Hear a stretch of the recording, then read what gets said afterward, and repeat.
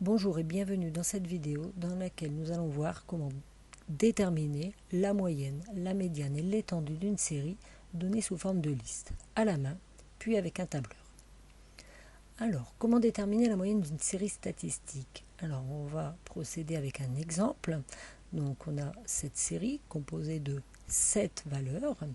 Pour calculer la moyenne de cette série, eh bien, tout simplement, on va additionner les 7 valeurs de sa série, puis diviser par le nombre de valeurs de la série, par l'effectif total, qui est égal à 7, et on va obtenir 42,45 divisé par 7, et si on calcule ce quotient à la calculatrice, on va trouver à peu près 6,1.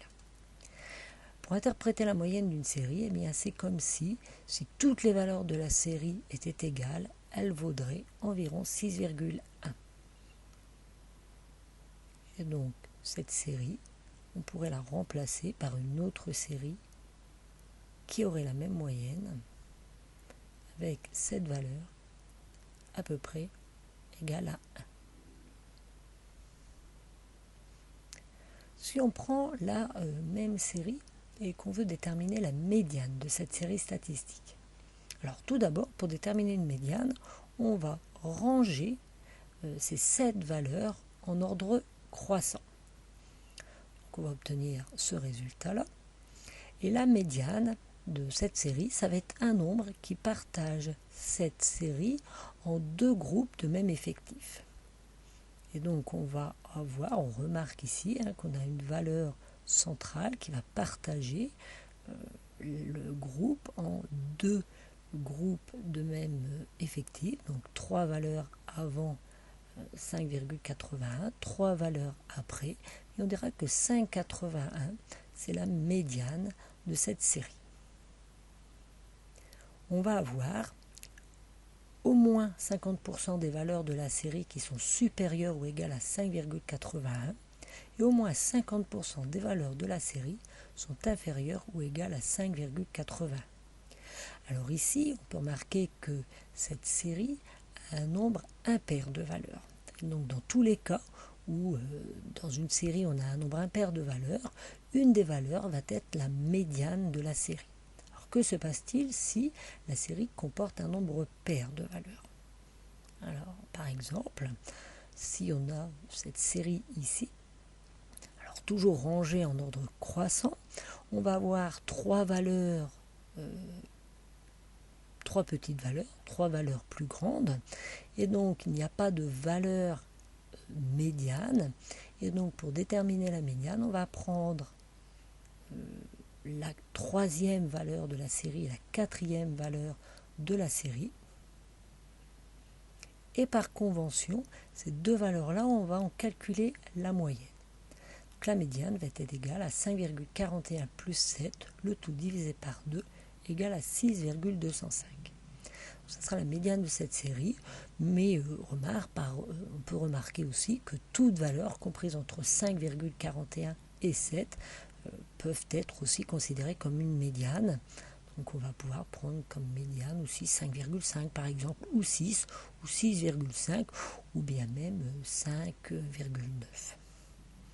Tout nombre compris entre 5,41 et 7.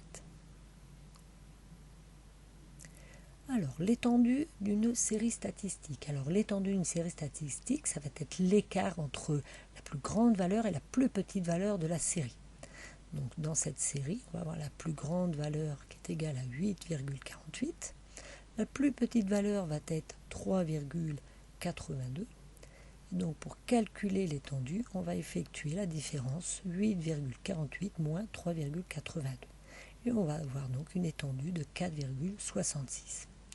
Plus la valeur de l'étendue sera grande, plus les valeurs de la série seront dispersées. Avec un tableur, si on prend l'exemple de la taille en centimètres des élèves de 3e du collège, donc on a rentré les valeurs sous forme d'une liste dans un tableau, donc avec des valeurs qui vont de la cellule A1 jusqu'à la cellule G5. Alors, pour calculer la moyenne de cette série, on va utiliser des fonctions qui existent déjà dans le tableur. Et on va lui dire égale moyenne A1 de point G5. Donc, on va sélectionner la plage qui va de A1 à G5 et donc considérer toutes ces valeurs ici.